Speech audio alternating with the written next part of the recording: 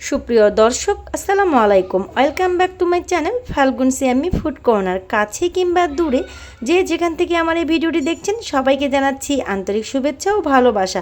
আশা করি সবাই ভালো আছেন। দর্শক, আজকের রেসিপিতে আপনাদেরকে তৈরি করে দেখাবো ছোলা বুটের ডাল দিয়ে মজাদার ও সুস্বাদু লাড্ডু রেসিপি। এই লাড্ডুটা খেতে কিন্তু দারুণ সুস্বাদু ও মজাদার হয়।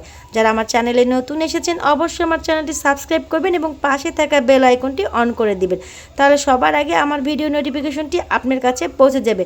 আর যারা ফেসবুক পেজ থেকে দেখবেন অবশ্যই পেজটি ফলো করে আমার পাশেই থাকবেন। তো চলুন দর্শক, শুরু করে দেওয়া যাক মূল রেসিপিটি। প্রথমেই আমি এখানে একটা মিক্সিং বোল নিয়ে নিয়েছি এবং সারা রাত ভিজিয়ে রাখা 1 কাপ পরিমাণ ছোলাটা আমি ভালো করে পরিষ্কার করে ধুয়ে নিয়েছি এবং সামান্য একটু লবণ ব্যবহার করেছি। এবার এই ছোলার ডালগুলো আমি ব্লেন্ডারের জারে দিয়ে ব্লেন্ড করে নেব। আপনাদের হাতের কাছে যদি ব্লেন্ডার না থাকে তাহলে অবশ্যই কিন্তু এটা শিলপাটায় বেটেও আপনারা এই লাড্ডুটা কিন্তু বানাতে পারবেন। তবে খুব বেশি মিহি করা যাবে না, দানাদার করে এটা ব্লেন্ড করে নিতে হবে। দেখতেই পাচ্ছেন সুন্দর দানাদার হয়েছে। এরকম দানাদার অবস্থায় যদি আপনারা ব্লেন্ড করে নেন তাহলে কিন্তু লাড্ডুটা ভালো হবে।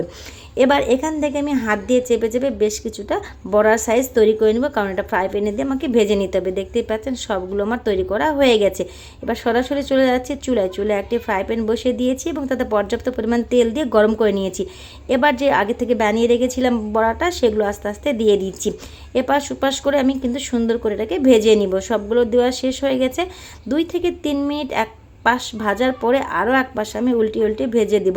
খুব বেশি ভাজার দরকার হবে না, ভিতর থেকে ভালো করে কুক হয়ে আসলেই কিন্তু বড়াগুলো পারফেক্টভাবে লাড্ডুর জন্য হয়ে যাবে। তো আমি একটা কাঠি দিয়ে সুন্দর করে এপাশ ওপাশ করে উল্টিয়ে পাল্টিয়ে দিচ্ছি।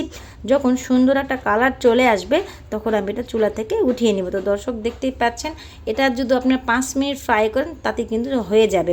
তো আমি এইভাবে উল্টিয়ে দিচ্ছি, ফ্রাই করা হয়ে গেছে। এবার আমি তেল থেকে একটা ছাঁকনি দিয়ে ছেঁকে এই বড়াগুলো উঠিয়ে নিব।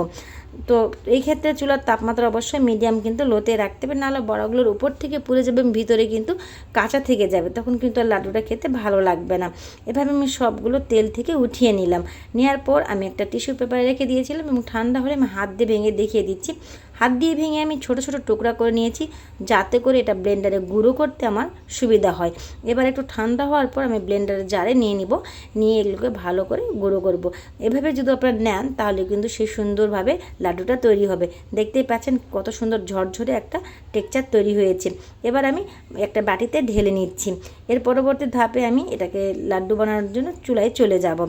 তো আমি এখন চলে যাচ্ছি চুলায় একটা ফ্রাই প্যান বসিয়ে দিয়েছি এবং 1 কাপ পরিমাণ আমি চিনি ব্যবহার করেছি এবং 1.25 কাপ পরিমাণ পর্যন্ত আমি পানি ব্যবহার করেছি।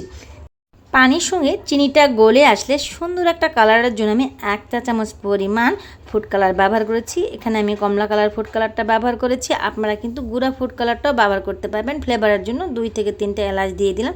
আপনারা এখানে এলাচের গুঁড়াটাও ব্যবহার করতে পারবেন। এরকমভাবে 2 থেকে 3টা বলক আসলেই কিন্তু আগে থেকে রেডি করা যে ডালের গুঁড়োগুলো ছিল সেগুলো কিন্তু আমি এখানে দিয়ে দিব। খুব বেশি জাল করার প্রয়োজন হবে না। এবার আমি এখানে ডালের গুঁড়োটা আমি দিয়ে দিচ্ছি। দিয়ে অনবরতই কিন্তু আপনাকে নাড়াচাড়া করতে পারবেন। এই সময় কিন্তু চুলার তাপমাত্রা মিডিয়াম লোতেই রাখতে হবে। জোরে জাল দিলেই কিন্তু নিচ থেকে পুড়ে লাগবে, আর যে কোনো খাবার কিন্তু পুড়ে গেলে খাবারটা সুস্বাদু বা মজাদার হয় না। ভালোভাবে নাড়াচাড়া করার পর এবার এখানে আমি অ্যাড করে দিচ্ছি কিছু বাদাম কুচি। এখানে আমি কাজু বাদাম কুচিটা দিয়েছি। আপনারা কিন্তু কাঠবাদাম কুচিটা ওখানে দিতে পারবেন, বা এখানে আপনারা ইচ্ছা করলে পেস্তা বাদামটাও দিতে পারবেন। আরও 1 চামচ ঘি আমি এখানে অ্যাড করে দিলাম, যাতে করে এই লাড্ডুটা খেতে খুব মজাদার ও সুস্বাদু হয়। লাড্ডু যখন হয়ে আসবে তখনই কিন্তু আপনারা আর ঘিটা দিতে পারবেন। এইভাবে নাড়াচাড়া করে যখন একদম কড়াইয়ের গায়ে এই মিশ্রণটা একদম লাগা লাগা হয়ে এসেছে তখনই দেখবেন যে এটা হয়ে এসেছে। আমি চুলার থেকে এটা নামিয়ে একপাশে রেখে দিলাম। হাতে একটু ঘি বা তেল মেখে নিয়ে সেখান থেকে নিয়ে আমি লাড্ডুর সাইজ দিয়ে দিচ্ছি। আপনারা আপনাদের পছন্দ মতো কিন্তু শেপ দিয়ে এটাকে তৈরি করে নিতে পারবেন। দেখতেই পাচ্ছেন একটা বানিয়ে ফেলেছি, আমি আরও একটা আপনাদেরকে দেখিয়ে দিচ্ছি। তো দর্শক, এভাবে আমি সব লাড্ডুগুলো তৈরি করে ফেলেছি। আশা করি আমার রেসিপিটি আপনাদের ভালো লেগেছে। আমার রেসিপিটি যদি ভালো লেগে থাকে অবশ্যই লাইক, কমেন্ট এবং শেয়ার দিয়ে আমার পাশেই থাকবেন। আর যারা ফেসবুক পেজ থেকে দেখবেন অবশ্যই আমার পেজটি ফলো করে আমার পাশে থাকবেন। আমার সকল টিপস যদি আপনারা ফলো করেন তাহলে এরকম সুস্বাদু মজাদার লাড্ডু কিন্তু ঘরেই তৈরি করে খেতে পারবেন। বাইরের দোকান থেকে কিন্তু আর কিনে খেতে হবে না। আরও একটি নতুন ভিডিও দেখার আমন্ত্রণ রইল। সে পর্যন্ত সব বন্ধুরা ভালো থাকবেন, সুস্থ থাকবেন। আজ এখানেই বিদায় নিচ্ছি। আল্লাহ হাফেজ।